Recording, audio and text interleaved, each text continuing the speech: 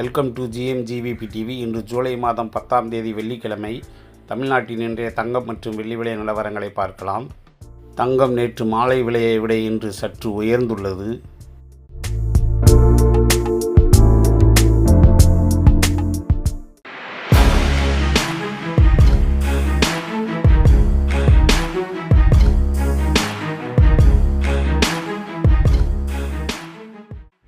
நேற்று மாலை விலையை விட தங்கம் ஒரு கிராமுக்கு 30 ரூபாய் விலை உயர்ந்துள்ளது.